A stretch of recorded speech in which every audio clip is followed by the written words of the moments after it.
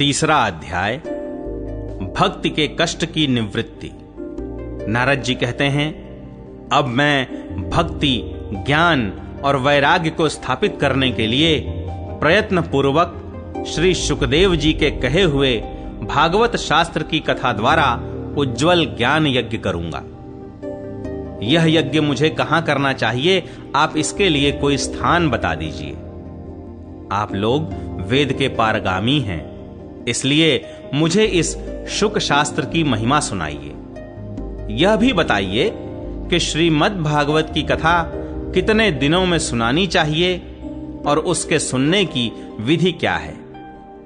सनकादि बोले, नारद जी, आप बड़े विनीत और विवेकी हैं। सुनिए, हम आपको ये सब बातें बताते हैं। हरिद्वार के पास आनंद नाम का एक घाट है।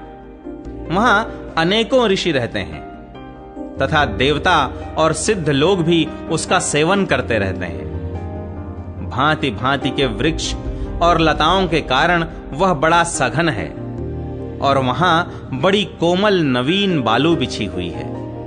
वह घाट बड़ा ही सुरम्य और एकांत प्रदेश में है। वहां हर समय सुनहले कमलों की सुगंध आया करती है। उसके आसपास रहने वाले सिंह, हाथी आदि परस्पर विरोधी जीवों के चित्त में भी वैर भाव नहीं है। वहां आप बिना किसी विशेष प्रयत्न के ही ज्ञान यज्ञ आरंभ कर दीजिए। उस स्थान पर कथा में अपूर्व रस का उदय होगा। भक्ति भी अपनी आंखों के ही सामने निर्बल और जरा जीर्ण अवस्था में पड़े हुए ज्ञान और वैराग्य को साथ लेकर वहां आ जाएगी, क्योंकि जहां भी श्रीमद् भागवत की कथा होती है वहां ये भक्ति आदि अपने आप पहुंच जाते हैं। वहां कानों में कथा के शब्द पड़ने से ये तीनों तरुण हो जाएंगे। सूत जी कहते हैं, इस प्रकार कहकर नारद जी के साथ सनकादि भी श्रीमद् भागवत कथामृत का पान करने के लिए वहां से तुरंत गंगा तट पर चले आए। जिस समय वे तट पर पहुंचे, भूलोक, देवलोक और ब्रह्मलोक सभी जगह इस कथा का हल्ला हो गया। जो जो भगवत कथा के रसिक विष्णु भक्त थे, वे सभी श्रीमद् भागवतामृत का पान करने के लिए सबसे आगे दौड़ दौड़ कर आने लगे।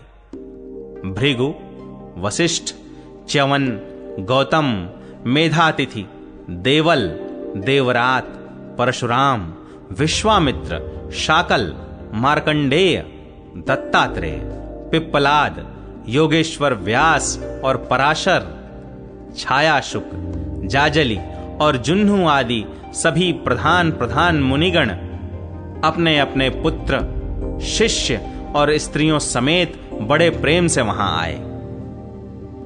इनके सिवा वेद, वेदांत, मंत्र, तंत्र, 17 पुराण और 6 शास्त्र भी मूर्तिमान होकर वहां उपस्थित हुए। गंगा आदि नदियां, पुष्कर आदि सरोवर, कुरुक्षेत्र आदि समस्त क्षेत्र, सारी दिशाएं, दंडक आदि वन, हिमालय आदि पर्वत तथा देव, गंधर्व और दानव आदि सभी कथा सुनने चले आए। जो लोग अपने गौरव के कारण नहीं आए, महर्षि भृगु उन्हें समझा बुझा कर ले आए। तब कथा सुनाने के लिए दीक्षित होकर श्री कृष्ण परायण सनकादि नारद जी के दिए हुए श्रेष्ठ आसन पर विराजमान हुए। उस समय सभी श्रोताओं ने उनकी वंदना की। श्रोताओं में वैष्णव, विरक्त, सन्यासी और ब्रह्मचारी लोग आगे बैठे और उन सब के आगे नारद जी विराजमान हुए। एक ओर ऋषिगण, एक ओर देवता, एक ओर वेद और उपनिषद आदि तथा एक ओर तीर्थ बैठे और दूसरी ओर स्त्रियां बैठी। उस समय सब ओर जय जयकार, नमस्कार और शंखों का शब्द होने लगा और अबीर, गुलाल, खील एवं फूलों की खूब वर्षा होने लगी। कोई कोई देवश्रेष्ठ तो विमानों पर चढ़कर वहां बैठे हुए सब लोगों पर कल्प वृक्ष के पुष्पों की वर्षा करने लगे। सूत जी कहते हैं, इस प्रकार पूजा समाप्त होने पर जब सब लोग एकाग्र चित्त हो गए, तब सनकादि ऋषि महात्मा नारद को श्रीमद् भागवत का महात्म्य स्पष्ट करके सुनाने लगे। सनकादि ने कहा, अब हम आपको इस भागवत शास्त्र की महिमा सुनाते हैं। इसके श्रवण मात्र से मुक्ति हाथ लग जाती है। श्रीमद् भागवत की कथा का सदा सर्वदा सेवन आस्वादन करना चाहिए। इसके श्रवण मात्र से श्री हरि हृदय में आ विराजते हैं। इस ग्रंथ में 18,000 श्लोक और 12 स्कंध हैं तथा श्री शुकदेव और राजा परीक्षित का संवाद है। आप यह भागवत शास्त्र ध्यान देकर सुनिए। यह जीव तभी तक अज्ञानवश इस संसार चक्र में भटकता है जब तक क्षण भर के लिए भी कानों में इस सुख शास्त्र की कथा नहीं पड़ती। बहुत से शास्त्र और पुराण सुनने से क्या लाभ है? इससे तो व्यर्थ का भ्रम बढ़ता है। मुक्ति देने के लिए तो एकमात्र भागवत शास्त्र ही गरज रहा है। जिस घर में नित्य प्रति श्रीमद् भागवत की कथा होती है वह तीर्थ रूप हो जाता है और जो लोग उसमें रहते हैं उनके सारे पाप नष्ट हो जाते हैं। हजारों अश्वमेध और सैकड़ों वाजपेय यज्ञ इस शुक शास्त्र की कथा का 16वां अंश भी नहीं हो सकते। तपोधनों, जब तक लोग अच्छी तरह श्रीमद् भागवत का श्रवण नहीं करते तभी तक उनके शरीर में पाप निवास करते हैं। फल की दृष्टि से इस शुक शास्त्र कथा की समता गंगा, गया, काशी, पुष्कर या प्रयाग कोई तीर्थ भी नहीं कर सकता। यदि आपको परम गति की इच्छा है तो अपने मुख से ही श्रीमद् भागवत के आधे अथवा चौथाई श्लोक का भी नित्य नियम पूर्वक पाठ कीजिए। ओमकार, गायत्री, पुरुष सूक्त, तीनों वेद, श्रीमद् भागवत, ओम नमो भगवते वासुदेवाय, यह 12 मंत्र 12 मूर्तियों वाले सूर्य भगवान, प्रयाग, संवत्सर रूप काल, ब्राह्मण, अग्निहोत्र, गौ, द्वादशी तिथि, तुलसी, वसंत ऋतु और भगवान पुरुषोत्तम, इन सब में बुद्धिमान लोग वस्तुतः कोई अंतर नहीं मानते। जो पुरुष अहर्निश अर्थ सहित श्रीमद् भागवत शास्त्र का पाठ करता है उसके करोड़ों जन्मों का पाप नष्ट हो जाता है। इसमें तनिक भी संदेह नहीं है। जो पुरुष नित्य प्रति भागवत का आधा या चौथाई श्लोक भी पढ़ता है उसे राजसूय और अश्वमेध यज्ञों का फल मिलता है। नित्य भागवत का पाठ करना, भगवान का चिंतन करना, तुलसी को सींचना और गौ की सेवा करना, ये चारों समान है। जो पुरुष अंत समय में श्रीमद् भागवत का वाक्य सुन लेता है उस पर प्रसन्न होकर भगवान उसे वैकुंठ धाम देते हैं। जो पुरुष इसे सोने के सिंहासन पर रखकर विष्णु भक्त को दान करता है वह अवश्य ही भगवान का सायुज्य प्राप्त करता है। जिस दुष्ट ने अपनी सारी आयु में चित्त को एकाग्र करके श्रीमद् भागवतामृत का थोड़ा सा भी रसास्वादन नहीं किया उसने तो अपना सारा जन्म चांडाल और गधे के समान व्यर्थ ही गंवा दिया। वह तो अपनी माता को प्रसव पीड़ा पहुंचाने के लिए ही उत्पन्न हुआ। जिसने इस शुक शास्त्र के थोड़े से भी वचन नहीं सुने वह पापात्मा तो जीता हुआ ही मुर्दे के समान है। पृथ्वी के भार स्वरूप उस पशु तुल्य मनुष्य को धिक्कार है। यूं स्वर्गलोक में देवताओं में प्रधान इंद्रादि कहा करते हैं। संसार में श्रीमद् भागवत की कथा का मिलना अवश्य ही कठिन है। जब करोड़ों जन्मों का पुण्य होता है तभी इसकी प्राप्ति होती है। नारद जी, आप बड़े ही बुद्धिमान और योग निधि हैं। आप प्रयत्न पूर्वक कथा का श्रवण कीजिए। इसे सुनने के लिए दिनों का कोई नियम नहीं है। इसे तो सर्वदा ही सुनना अच्छा है। इसे सत्य भाषण और ब्रह्मचर्य पालन पूर्वक सर्वदा ही सुनना श्रेष्ठ माना गया है। किंतु कलयुग में ऐसा होना कठिन है, इसलिए इसकी शुकदेव जी ने जो विशेष विधि बताई है वह जान लेनी चाहिए। कलयुग में बहुत दिनों तक चित्त की वृत्तियों को वश में रखना, नियमों में बंधे रहना और किसी पुण्य कार्य के लिए दीक्षित रहना कठिन है। इसलिए सप्ताह श्रवण की विधि है। श्रद्धा पूर्वक कभी भी श्रवण करने से अथवा माघ मास में श्रवण करने से जो फल होता है, वही फल श्री सुखदेव जी ने सप्ताह श्रवण में निर्धारित किया है। मन के असंयम, रोगों की बहुलता और आयु की अल्पता के कारण तथा कलयुग में अनेकों दोषों की संभावना से ही सप्ताह श्रवण का विधान किया गया है। जो फल तप, योग और समाधि से भी प्राप्त नहीं हो सकता, वह सर्वांग रूप में सप्ताह श्रवण से सहज में ही मिल जाता है। सप्ताह श्रवण यज्ञ से बढ़कर है, व्रत से बढ़कर है, तप से कहीं बढ़कर है, तीर्थ सेवन से तो सदा ही बड़ा है, योग से बढ़कर है, यहां तक कि ध्यान और ज्ञान से भी बढ़कर है। अजी इसकी विशेषता का कहां तक वर्णन करें, यह तो सभी से बढ़ चढ़कर है। शौनक जी ने पूछा, सूत जी, यह तो आपने बड़े आश्चर्य की बात कही। अवश्य ही यह भागवत पुराण योग वेत्ता ब्रह्मा जी के भी आदि कारण श्री नारायण का निरूपण करता है, परंतु यह मोक्ष की प्राप्ति में ज्ञान आदि सभी साधनों का तिरस्कार करके इस युग में उनसे भी कैसे बढ़ गया।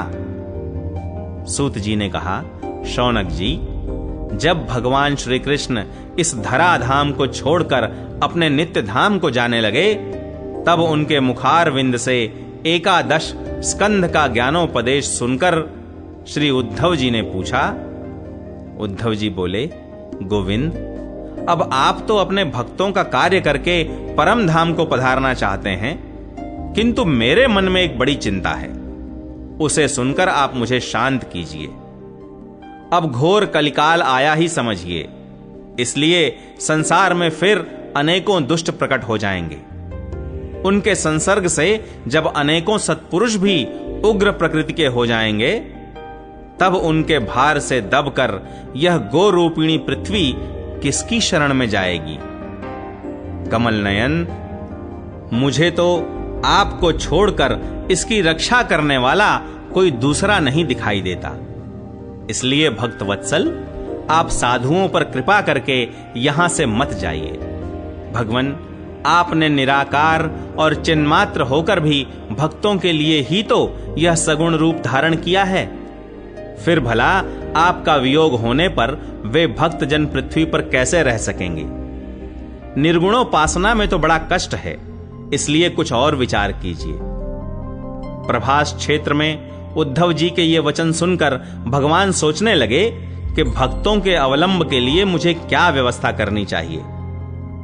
शौनक जी, तब भगवान ने अपनी सारी शक्ति भागवत में रख दी। वे अंतर्धान होकर इस भागवत समुद्र में प्रवेश कर गए, इसलिए यह भगवान की साक्षात शब्दमयी मूर्ति है। इसके सेवन, श्रवण, पाठ अथवा दर्शन से ही मनुष्य के सारे पाप नष्ट हो जाते हैं। इसी से इसका सप्ताह श्रवण सबसे बढ़कर माना गया है और कलयुग में तो अन्य सब साधनों को छोड़कर यही प्रधान धर्म बताया गया है। कलिकाल में यही ऐसा धर्म है जो दुख, दरिद्रता, दुर्भाग्य और पापों की सफाई कर देता है तथा काम क्रोधादि शत्रुओं पर विजय दिलाता है। अन्यथा भगवान की इस माया से पीछा छुड़ाना देवताओं के लिए भी कठिन है, मनुष्य तो इसे छोड़ ही कैसे सकते हैं। अतः इससे छूटने के लिए भी सप्ताह श्रवण का विधान किया गया है। सूत जी कहते हैं, शौनक जी, जिस समय सनकादि मुनीश्वर इस प्रकार सप्ताह श्रवण की महिमा का बखान कर रहे थे, उस सभा में एक बड़ा आश्चर्य हुआ। उसे मैं तुम्हें बतलाता हूं, सुनो। वहां तरुणावस्था को प्राप्त हुए अपने दोनों पुत्रों को साथ लिए विशुद्ध प्रेम रूपा भक्ति बार बार श्री कृष्ण गोविंद हरे मुरारे हे नाथ नारायण वासुदेव आदि भगवान नामों का उच्चारण करती हुई अकस्मात प्रकट हो गईं। सभी सदस्यों ने देखा कि परम सुंदरी भक्ति रानी भागवत के अर्थों का आभूषण पहने वहां पधारी। मुनियों की उस सभा में सभी यह तर्क वितर्क करने लगे कि ये यहां कैसे आईं, कैसे प्रविष्ट हुईं। तब सनकादि ने कहा, ये भक्ति देवी अभी अभी कथा के अर्थ से निकली हैं। उनके ये वचन सुनकर भक्ति ने अपने पुत्रों समेत अत्यंत विनम्र होकर सनत कुमार जी से कहा। भक्ति बोली, मैं कलयुग में नष्ट प्राय हो गई थी। आपने कथा अमृत से सींच कर मुझे फिर पुष्ट कर दिया। अब आप यह बताइए कि मैं कहां रहूं। यह सुनकर सनकादि ने उनसे कहा, तुम भक्तों को भगवान का स्वरूप प्रदान करने वाली, अनन्य प्रेम का संपादन करने वाली और संसार रोग को निर्मूल करने वाली हो, अतः तुम धैर्य धारण करके नित्य निरंतर विष्णु भक्तों के हृदयों में ही निवास करो। ये कलयुग के दोष भले ही सारे संसार पर अपना प्रभाव डालें, किंतु वहां तुम पर इनकी दृष्टि भी नहीं पड़ सकेगी। इस प्रकार उनकी आज्ञा पाते ही भक्ति तुरंत भगवत भक्तों के हृदयों में जा विराजी। जिनके हृदय में एकमात्र श्री हरि की भक्ति निवास करती है, वे त्रिलोकी में अत्यंत निर्धन होने पर भी परम धन्य हैं, क्योंकि इस भक्ति की डोरी से बंधकर तो साक्षात भगवान भी अपना परम धाम छोड़कर उनके हृदय में आकर बस जाते हैं। भूलोक में यह भागवत साक्षात पर ब्रह्म का विग्रह है। हम इसकी महिमा कहां तक वर्णन करें। इसका आश्रय लेकर इसे सुनाने से तो सुनने और सुनाने वाले दोनों को ही भगवान श्री कृष्ण की समता प्राप्त हो जाती है। अतः इसे छोड़कर अन्य धर्मों से क्या प्रयोजन है।